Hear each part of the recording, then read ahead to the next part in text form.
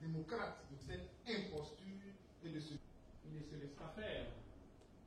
Il faut... Comme vous le savez, sur ce projet de constitution, les partis de l'opposition, dans leur grande majorité, ont dit leur refus de cette constitution. Il en est de même pour la société civile. Il en est de même pour les syndicats. Nous avons indiqué que nous étions contre, d'abord, la procédure d'élaboration de cette constitution. Il était donc loisible au chef de l'État et nécessaire de convoquer, comme nous l'avions demandé, une assemblée constituante pour respecter notre peuple, pour respecter notre peuple souverain.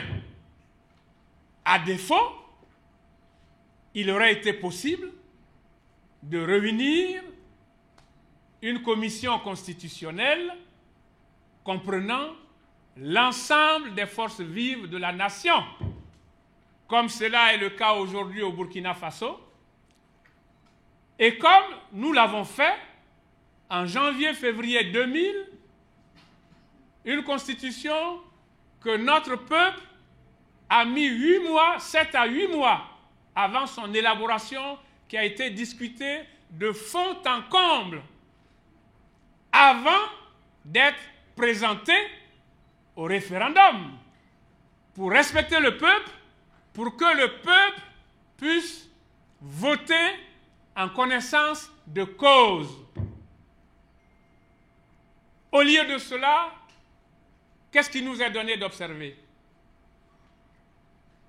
Le président de la République rédige tout seul une constitution qui ne vient que d'être présentée devant notre Assemblée nationale. Et il devrait être voté il devrait être soumis au vote le 11. Dans le même temps, le président de la République propose que les Ivoiriens aillent voter, que cette constitution soit soumise au vote des Ivoiriens le 30 octobre. Jugez-en vous-même. Est-ce que le président Alassane Ouattara respecte pour un minimum notre peuple? Comment voulez-vous que les Ivoiriens aillent voter une constitution de 57 pages en l'espace de 2 semaines? C'est une première mondiale. Notre peuple mérite mieux. C'est donc la raison pour laquelle nous disons non à cette constitution. Déjà, pour la procédure d'élaboration, le peuple ivoirien est mûr. Dans les moments les plus critiques de notre vie politique, notre peuple a su se lever. Depuis le syndicat agricole africain, depuis les événements du 6 février, depuis la marche des femmes de Grand Bassam, lorsque notre peuple a été mobilisé sur la base des causes justes, il a su se mobiliser, il a su se lever, répondre présent, et c'est ce que le Code entend faire. Aujourd'hui, nous vous disons ceci. Le Code dit non à la constitution d'Alassane Ouattara. Le Code, lors du vote, se mobilisera, si on arrive jusqu'au vote, se mobilisera pour que les Ivoiriens disent non dans les urnes à Alassane Ouattara. Mais pour cela, il faut que les Ivoiriens se lèvent. Il faut qu'ils s'organisent partout où ils sont pour contrôler et surveiller le vote. Cela a une importance capitale. C'est pour cela qu'aujourd'hui, nous lançons un appel à l'ensemble des forces vives de la nation. Parce que la Côte d'Ivoire est à la croisée des chemins.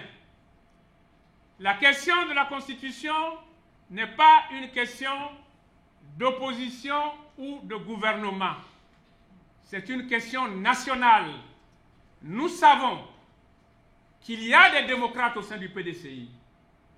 Nous savons qu'il y a des démocrates au sein du RDR. Nous devons nous lever. Il ne s'agit pas de rester chez vous pour dire abstention. Il faut se lever, se battre dans les urnes et faire respecter son vote. Pour cela, nous avons nos conditions.